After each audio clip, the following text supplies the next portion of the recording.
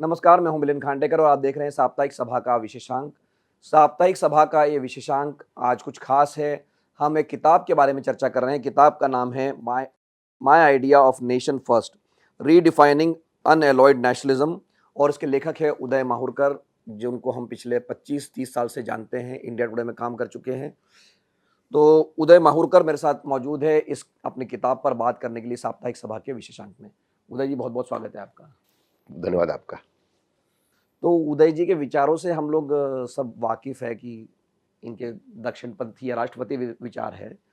लेकिन ये जो किताब आपने लिखी है, इसमें आपने कुछ जो विचार रखे हैं, जो राइट विंग के जो विचार हैं, उनसे थोड़े वो हट कर कहे जा सकते हैं। तो मैं सबसे पहले तो शुरुआत इसी बात से करता हूँ कि आपने कहा कि अकबर का जो आकलन है वो अलग तरह से होना चाहिए। मतलब दिल्ली सल्तनत के उनके पहले वाले जो पूर्ववर्ती शासक थे, उनका शासन अलग था और अकबर का शासन सेकुलर था, या वो हिंदुओं के प्रति सहिष्णु थे। तो ये आप कहना क्या चाहते हैं? क्योंकि आपने ये भी कहा कि आपने इस बात का विरोध किया कि महाराणा प्रताप जो रोड रखने की बात आई थी दिल्ली में, कि अकबर रोड का नाम बदल के महाराणा प्रताप रोड कर देना चाहिए। तो आपने कहा इनकी तुलना नहीं करनी चाहिए, दोनों अपनी अपनी जगह ठीक है। लेकिन ये कोई जो राष्ट्रवादी कह लीजिए, राइट विंग विचारक अकबर को महान बता रहा है, तो ये ऐसा आप क्यों कह रहे हैं? देखिए, ऐसा है, पहली बात इस पुस्तक के बारे में कुछ बताऊंगा मैं। ये पुस्तक क्या है? देखिए, भारत ने अपने सामने महान देश बनने का लक्ष्य रखा है। हम विश्व गुरु बनने की भी बात करते हैं, इनकी भविष्यवाणी विवेकानंद ने की है, श्री अरविंदो ने की है। तो हमें नैरेटिव वॉर से ऊपर उठना पड़ेगा। देश की जो समस्या है उसको हमें नेशन फर्स्ट की नजर से देखना पड़ेगा। ये इसका उद्देश्य है जी, ठीक है। अकबर के बारे में मेरा ये ख्याल है, देखिए, महाप्रताप हमारे लिए राम है। मैं हमेशा कहता हूं महाप्रताप हमारे लिए श्री राम है और छत्रपति शिवाजी महाराज हमारे लिए श्री कृष्ण है। उनका एक अलग हो है। मेरा कहने का मतलब यह है कि सल्तनत काल में जो करीबन 350 साल से ऊपर तक रहा देश में, मध्यकाल में, उसमें एक भी सुल्तान ऐसा नहीं है जिसको आप सहिष्णु कह सकते हो। कुतुबुद्दीन ऐबक से लेके इब्राहिम लोदी, सिकंदर लोदी तक, अलाउद्दीन खिलजी भी आ गया उसमें, मोहम्मद तुगलक भी आ गया, फिरोज तुगलक भी आ गया। एक भी ऐसा व्यक्ति नहीं है जिसने हिंदुओं के प्रति सहानुभूति दिखाई हो। ठीक है। बाबर का भी सिलसिला ऐसा चलता रहा। बाद में अगर अकबर आता है, और अकबर पहले कुछ वर्षों तक कट्टरवादी था। चित्तौड़ के अंदर जो 30,000 लोगों का संहार हुआ, उसको एक एविडेंस के रूप में रखा जाता है कि भाई अकबर भी एक मुस्लिम फैनेटिक था, पर वो था पहले 10 साल। 10 साल से भी कम, हाँ 10 साल। उसके बाद में 1570 में जब हीर विजय जी नाम के एक जैन संत के साथ उनकी मुलाकात होती है, और फिर जो ये गोस्वामी है मथुरा वाले, वल्लभाचार्य के अनुयायी, उनसे जब बातें होती है तो उसमें एक बड़ा परिवर्तन आता है। अब मेरा प्रश्न यह है कि 350 साल तक भारत पे मुसलमान आक्रमणकारों ने अत्याचार किए। ठीक है। उसके बाद में कोई व्यक्ति आता है जो पहले कट्टरवादी है, लेकिन वो ये समझ जाता है कि भारत में अगर मुझे मेरे वंश को टिकना है तो मैं मेजॉरिटी को सता के मेरा वंश टिक नहीं सकता एक हद से ज्यादा। तो वो एक फरमान लाता है जिससे जिजिया टैक्स विड्रॉ करता है, मंदिर तोड़ने पे रोक लग जाती है, पर्युषण में गौ हत्या पे रोक लग जाती है। समझे आप? औरतों को जो उठा ले जाते थे ये लोग खुलेआम, उस पर रोक लग जाती है। तो आप उसको 100 में से 50 मार्क भी नहीं दोगे। आप ये कहोगे अकबर और औरंगजेब एक है, गलत बात है। देखिए, मुस्लिम समाज 3 भागों में बटा हुआ है। मोस्ट कट्टरवादी, जो भाग काफी बड़ा हो चुका है कांग्रेस की जो नीतियां रही उसके कारण। सेकंड है लेस कट्टरवादी, जिनको हमें कंट्रोल में रखना है, जिनके लिए एक द्वार मेन स्ट्रीम का खुला रखना है। और तीसरा है सहिष्णु, जो छोटा वर्ग है। तो हमें मुस्लिमों के लिए रोल मॉडल खड़े करने पड़ेंगे। अच्छा, जो मध्यकाल में जो रोल मॉडल है मुस्लिम के, तो वो ऐसे ही दिनचारी है गिने चुने। उसमें एक अकबर है, तो आप अगर यहाँ पे 22 करोड़ मुसलमान हैं, उसमें एक बड़ी संख्या कट्टरवादी हो चुकी है, एक संख्या है जो लेस कट्टरवादी और एक सहिष्णु है, तो आपको एक जो मध्यकाल के अंदर तो 2 हीरो तो देने पड़ेंगे ना आपको मुसलमानों को। जो स्कूल में बच्चा पढ़ रहा है लड़का, एक जैनुल अबिदीन की बात की है मैंने, कश्मीर का सुल्तान था, जिसने पंडितों को वापस लेके आया, उनसे तो अकबर से भी बड़ा सहिष्णु था। उसने मंदिर बनवाए वहां पे वापस पंडितों के पास। तो ऐसे लोग जो हैं गुने चुने, उनको हमको एक पॉजिटिव लाइट में दिखाना पड़ेगा ना। नहीं, तो आपके कहने का आशय ये है कि पिछले 10-12 वर्षों में, खास करके जब से बीजेपी का शासन आया है, तो सारे ही मुगल काल को एक ही रंग में रंगा जा रहा है। हिस्ट्री का नॉलेज का अभाव है ना। ये लोग तो मुगल सल्तनत काल का कोई बात ही नहीं करता, ये पूरे मुस्लिम काल को बोलते हैं मुगल काल। ऐसा नहीं है जी। मुगल काल में सल्तनत काल के कंपैरिजन में परिस्थिति ठीक थी जी, औरंगजेब आने तक। जहांगीर और शाहजहां भी अकबर जैसे सहिष्णु नहीं थे, लेकिन उन्होंने जिज़िया टैक्स फिर से रीइंपोज नहीं किया। आप समझे। दूसरा सबसे बड़ा एग्जांपल, शेख अहमद सिरिंदी एक मध्यकालीन कट्टरवादी मौलवी था, जो आज के जो देवबंद और तबलीग जमात वाले हैं उनका हीरो है, समझे ना। वो अकबर का समकक्ष था, उसने अकबर की इस पॉलिसी को चैलेंज किया कि काफिरों से अगर कॉम्प्रोमाइज करता है इस्लाम तो इस्लामी नहीं है। अकबर ने उसको जेल में डाल दिया और फिर उसको अलता करना पड़ा, सब्टरफ्यूज जिसको बोलते हैं इंग्लिश में। उससे अकबर की माफी मांगी, बाहर आ गया और फिर उसने वही प्रचार गुप्त रूप से करना शुरू किया। नहीं, तो आपने एक उदाहरण मुझे याद है कि अवध के नवाब का भी इसी तरह का उदाहरण दिया है कि उन्होंने कट्टरपंथियों को सजा दी थी, या जो है लखनऊ के मुसलमान समुदाय ने गोहत्या को लेकर रेजोल्यूशन पास किया था। तो ये ऐसे उदाहरण तो मतलब इतिहास में है ना, कम है लेकिन है। असदुल्ला जो था जी, एक हिंदू बैंकर था, जिससे झगड़ा हुआ मुसलमानों का, मुसलमानों ने उसको मारा, तो असदुल्ला ने मुसलमानों को पनिश किया, अवध का नवाब जी। वैसे ही आजादी की लड़ाई के वक्त, मेरे ख्याल से 1939 या 41 में लखनऊ के मुसलमानों ने एक तबके ने एक रेजोल्यूशन पास किया, एक प्रस्ताव पास किया कि भाई जो मुसलमान गौ हत्या करेगा वो हिंदू मुस्लिम एकता का विरोधी गिना जाएगा। सावरकर ने उसको वेलकम किया था, उसका स्वागत किया था। हाँ, तो अब हम आते हैं, मतलब थोड़ा पास में आ जाते हैं। एक तो ये तो 1500 सदी की बात हो गई।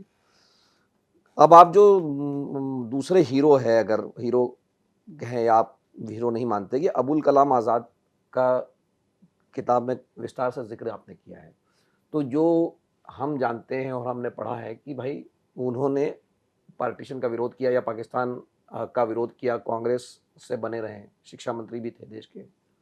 लेकिन आप इसकी उलट तस्वीर आप पेश करते हैं कि नहीं, वो तो कट्टरपंथी थे या वो चाहते थे कि नहीं, काफी एविडेंस है इसके अंदर। ये तो एक, मैं कहूँगा देश के लिए मेरा योगदान है। ये बातें थी पब्लिक डोमेन में, पर ये कोई इस टाइप का निष्कर्ष पर आ नहीं सका।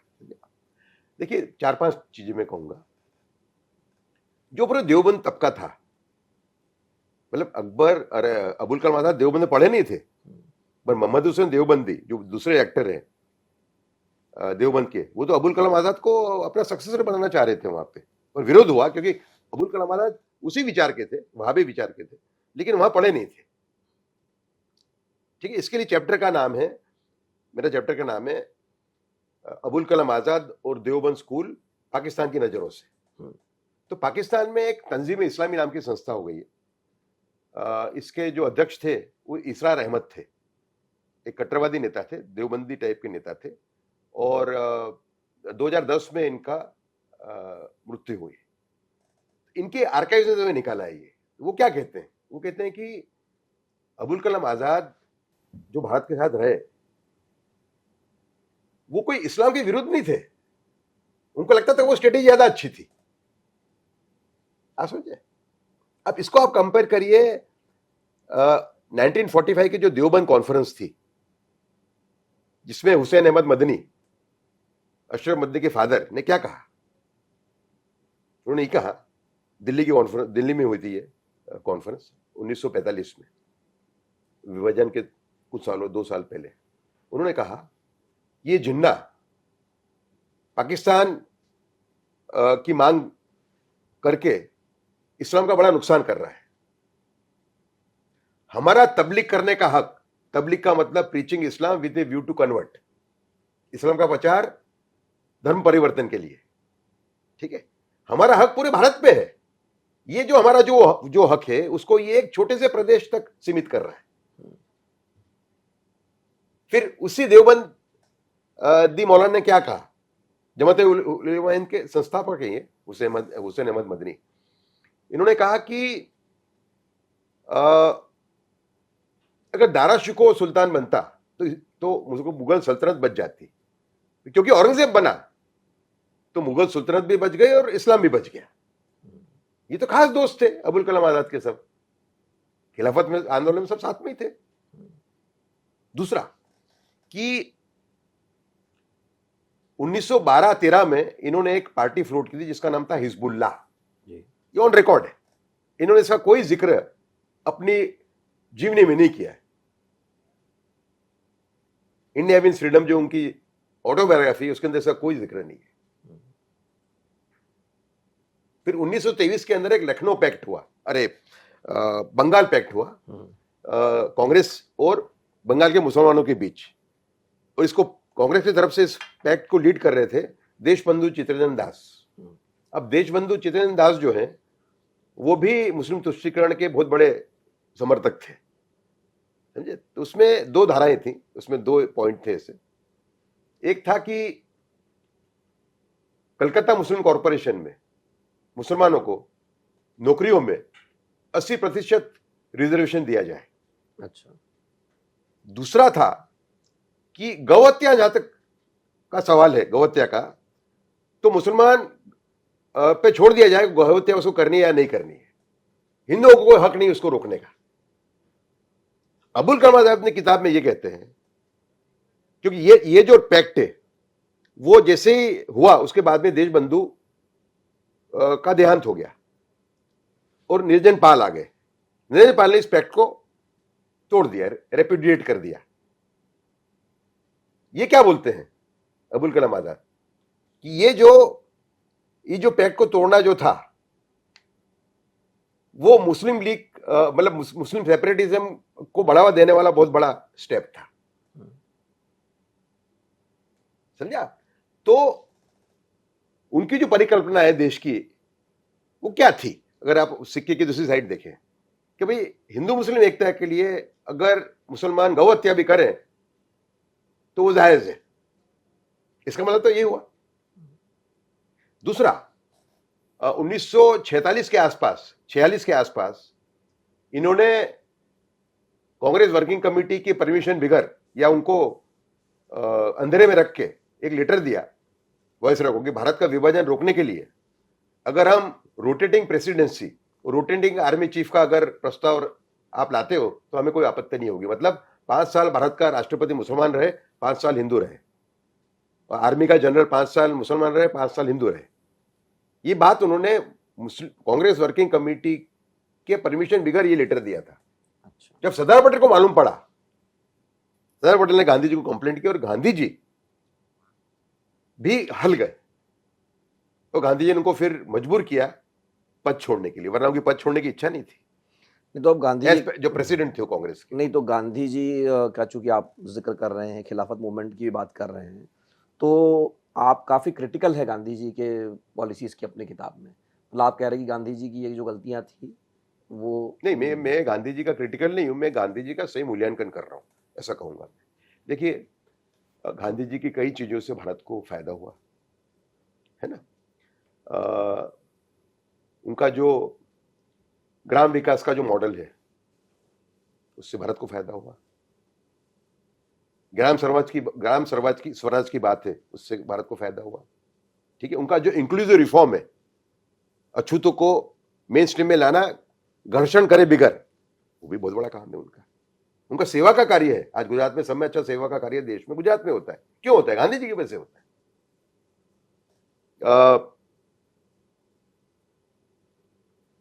स्वच्छ भारत गांधी जी की देन। गांधी जी हरिजनों को बोलते हैं देखो आपको साफ रहना पड़ेगा,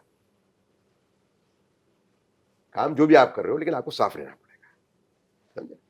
आज भी जो आप दलित की जो लोकेलिटीज हैं गुजरात में आप जाते हो तो आपको सफाई बहुत मिलेगी, गांधी जी के थे। लेकिन कोई ईमानदार आदमी इस बात से इनकार नहीं कर सकता कि गांधी जी के विचारों की वजह से भारत का विभाजन हुआ। मूल दो विचार, एक हिंदू मुस्लिम एकता कोई भी कीमत पे, जो बन गया हिंदू मुस्लिम एकता हिंदुओं की कीमत पे, और दूसरा संपूर्ण अहिंसा। वो कहते थे कोई मारे तो मार खाते जाओ।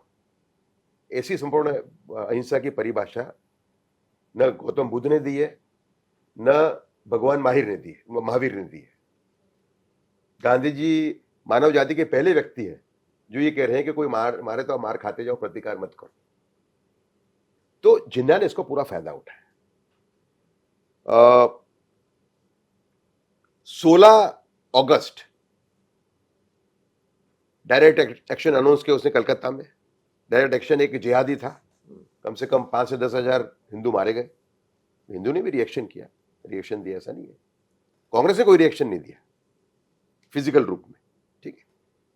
और बराबर एक साल के अंदर भारत का विभाजन हो गया। 16 अगस्त 1946 को डायरेक्ट एक्शन हुआ और 14 अगस्त 1947 को पाकिस्तान का निर्माण हुआ। मतलब जिन्ना जानता ही था कि अगर मैं हिंसा करूंगा तो कांग्रेस घुटने टेक देगी, और कांग्रेस ने घुटने टेक दिए। नहीं तो ये चूंकि अब गांधी जी की बात हो गई, बाबा साहब अम्बेडकर के बारे में भी आपने विस्तार से लिखा है, और जो मान्यता है और जो मैं मानता हूँ कि सही भी है कि आरएसएस और बाबा साहब अम्बेडकर की विचारधारा अलग अलग है। मैं पहले अपनी बात समझा देता हूँ आपको कि जब हिंदू कोड बिल आ रहा था, मतलब हिंदुओं का जो रिफॉर्म होने की बात थी, जब वो बिल आ रहा था तो उसका आरएसएस ने विरोध किया कि नहीं, जो हमारे पुरानी प्रथाएं हैं वो चलना चाहिए, उससे हिंदू धर्म खतरे में आ जाएगा। तो आरएसएस, हिंदू महासभा, इन सब संस्थाओं ने उस समय, जो भी हिंदूवादी संगठन थे, उन्होंने उस समय विरोध किया था। लेकिन अब आप ये हवाला दे रहे हैं कि जो उनके पाकिस्तान को लेकर विचार थे वो आरएसएस से भी ज़्यादा कट्टर थे। लेकिन फिर भी ये दो अलग अलग चीज़ें, वो जो पाकिस्तान के बारे में कह रहे थे या वो मुसलमानों के बारे में कह रहे हैं, और वर्सेस जो उनका विरोध आरएसएस ने किया, वो तो सब ऑन रिकॉर्ड है ना कि वो, मतलब जो हिंदू धर्म का मैं कहूँ अगर रिफॉर्म हुआ तो उसमें बाबा साहब अम्बेडकर का बड़ा योगदान। आप देखो, मैं एक एग्जांपल से देखिए आपकी बात का जवाब दूंगा। जो 56 का इलेक्शन था बाबा साहब अम्बेडकर का, लोकसभा के जो इलेक्शन लड़े थे वो भंडारा से, उनके मुख्य उनके कैंपेन मैनेजर कौन थे? वो थे दत्तोपंत ठेंगड़ी, आरएसएस के बहुत बड़े स्वदेशी विचारक। अच्छा, हाँ समझे, एक बहुत बड़ा आपको उदाहरण मैं दे रहा हूँ। लेकिन हिंदू कोड में बिल्कुल आपसे एग्रीमेंट में अलग अलग थे दोनों, लेकिन कई ऐसी चीजें थी जहां उनका समन्वय था विचारों के अंदर। आपके पूर्व जनसंघ के अध्यक्ष आपके मधोक, बलराज मधोक अपनी किताब में लिखते हैं कि जब शेख अब्दुल्ला को नेहरू ने भेजा इनसे मिलने के लिए, आप 370 की बात कर रहे हो तो आप इनसे पहले बात करो, तो बाबा साहब ने क्या जवाब दिया? बाबा साहब ने ये कहा कि देखो, हम तुम्हें हर टाइप की मदद करें, हम तुम्हारे बॉर्डर की रक्षा करें, है ना, और बाद में आप कहो कि हमारी एंट्री वहां पे नहीं है। ऐसा धोखा मैं मेरी मातृभूमि के साथ नहीं कर सकता।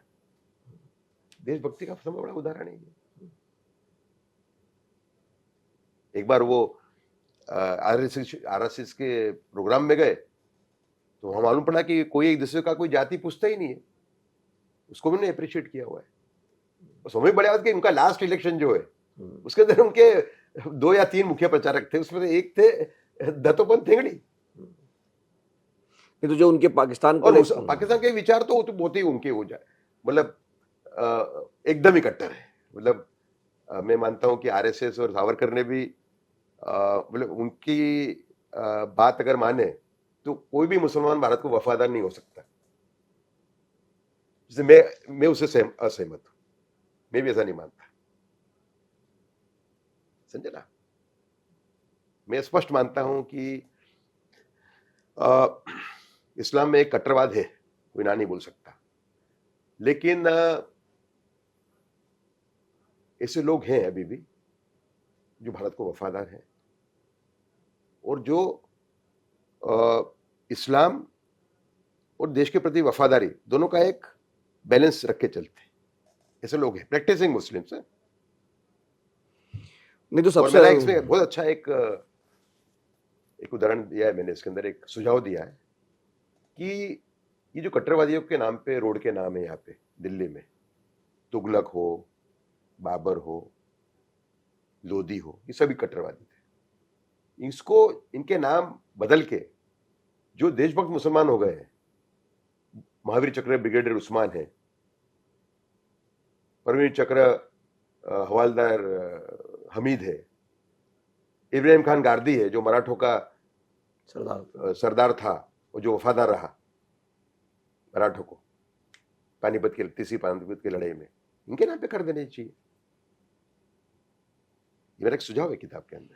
नहीं तो सबसे आखिर में, चूंकि पिछले जब से बीजेपी का, मैंने जैसे कहा कि शासन है पिछले 12 सालों से, तो मुस्लिम समाज में भी एक डर का माहौल है कि भाई उनको लगता है कि हम हमेशा विक्टिम ही बनाए जा रहे हैं। सारा चीज़ मतलब जो पूरा हर जगह जो मतलब शब्दों से ही सही, मैं अभी उसको हिंसा में फिजिकल हिंसा भी हुई है, लेकिन शब्दों से ही सही ये पूरा नैरेटिव जो है कि भाई मुसलमान मतलब देशद्रोही ही है, या वो मतलब देश का हर बार उसको अपना एक उसको साबित करना पड़ता है कि वो देशभक्त देखो है। एक बात तो मैं हाँ मतलब मैं ये आपसे ये कह रहा हूँ कि ये आपने कहा कि भाई ये हिंदू मुस्लिम यूनिटी होनी चाहिए देश में, जो आपने कहा है based on principles of nationhood. हाँ, तो मैं वही कह रहा हूँ, तो वो जो आप मतलब अब ये जो आपने कहा भाई 22 करोड़ लोग देश में रहते हैं जो कि इस्लाम नहीं, उसकी अलग साइड ये है कि आपको जो कट्टरवादी उनसे लड़ना पड़ेगा। हाँ नहीं, पर मैं ये कह रहा हूँ तो फिर इसका क्या रास्ता है? ये क्या ये तनाव हमेशा बना रहेगा या कोई रास्ता इसमें से देखो निकलेगा? ऐसा है कि जो ये पिक्चर पेश किया जा रहा है कि मुसलमान डर में है, एक तबका होगा जो डर में है, लेकिन ऐसा होता तो फिर कन्हैयालाल को मारता ही नहीं। कन्हैयालाल को किसने मारा? मुसलमान ने मारा, ठीक है। तो ये देखिए, जो मोदी सरकार की पॉलिसी है वो तो मुसलमान के लिए काफी ठीक है, कोई डिस्क्रिमिनेशन नहीं है कोई भी पॉलिसी के अंदर, धर्म के आधार पे या जाति के आधार पे, समझा। लेकिन पूर्ण रूप से कम्युनिटी को कंडेम करना ये भी योग्य नहीं है। मैं समझ सकता हूं कि 60 साल तक कांग्रेस ने एक मुस्लिम शोषण की नीति चलाई, उसके सामने ये हिंदू समाज का गुस्सा है ना। लेकिन कोई समझना चाहिए कि मुस्लिम समाज 3 भाग में बटा हुआ है और हर एक भाग को अलग तरीके से हमें ट्रीट करना पड़ेगा। जो मोस्ट कट्टरवादी है उससे लड़ना पड़ेगा, उसको परास्त करना पड़ेगा, उसको बेनकाब करना पड़ेगा,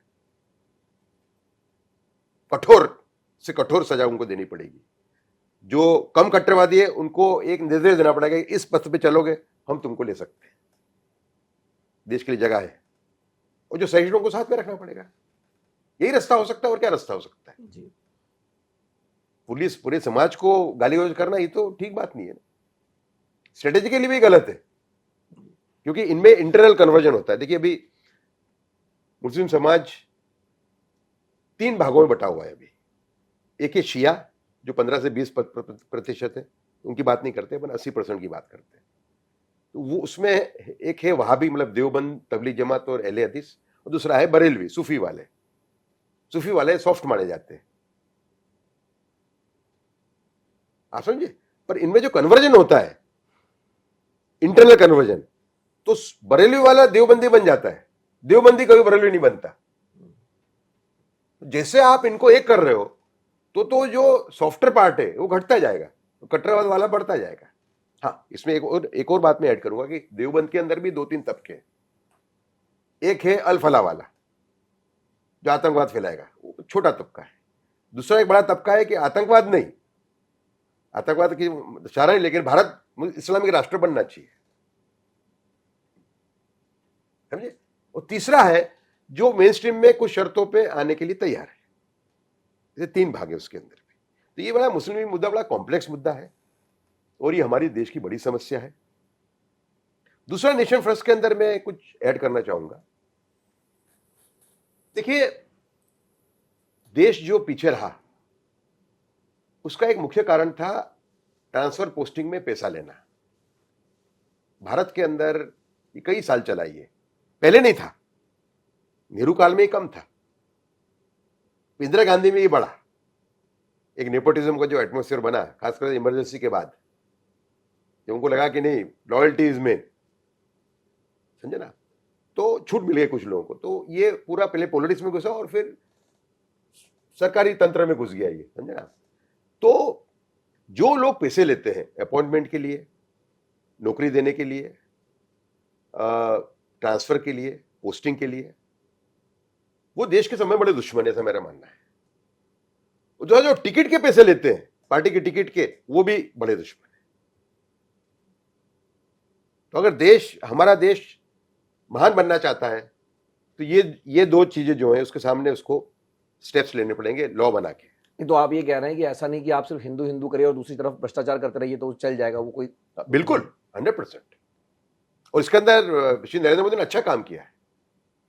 ये जो ट्रांसफर पोस्टिंग का जो मामला है, इसके अंदर नरेंद्र मोदी ने सब में अच्छा काम किया है। सेंटर में जो भी उनके हाथ में है पूरा महकमा, उसमें अच्छा काम किया। ऐसे कई अफसर हैं जो कभी सोच नहीं सकते थे कि हम इतनी बड़ी पद पे पहुंचेंगे। कई पढ़े हुए थे, ओडिशा में पढ़े हुए थे, केरला में पढ़े हुए थे, उनको ढूंढ के उन्होंने मैग्नीफाइंग ग्लास से ढूंढा और उनको अच्छी जगह दी। बहुत बहुत धन्यवाद उदय जी इस बातचीत के लिए। तो हमारे साथ जुड़े थे उदय माहुरकर। उन्होंने जो किताब लिखी है मैं रिकमेंड करूंगा कि आप पढ़िए। एक अलग विचार है, आप सहमत हो असहमत हो। My idea of nation first, ये उदय माहुरकर जी का आइडिया ऑफ मेरे भारत की कल्पना, मेरी राष्ट्र प्रथम की कल्पना, बिन शर्ती राष्ट्रवाद को परिभाषित करना जी। तो ये किताब आप लोग जरूर पढ़िए और अपनी राय दीजिए कि आपके कोई अगर सवाल है आगे। इसका जो फॉरवर्ड है जी, वो लिखा है योगी आदित्यनाथ जी ने, और इसका जो प्रीफेस है वो लिखा है हेमंत बिस्वा शर्मा जी ने, आसाम के मुख्यमंत्री। तो मेरा दर्शकों से आग्रह होगा कि इस किताब को पढ़िए। अगर सहमत है तब भी बताइए, असहमत है तब भी बताइए, क्योंकि संवाद होते रहना चाहिए, उसी से जो है रास्ता निकलता है। एक बार फिर से उदय भाई इस बातचीत के लिए बहुत बहुत धन्यवाद। नमस्कार। धन्यवाद आपका।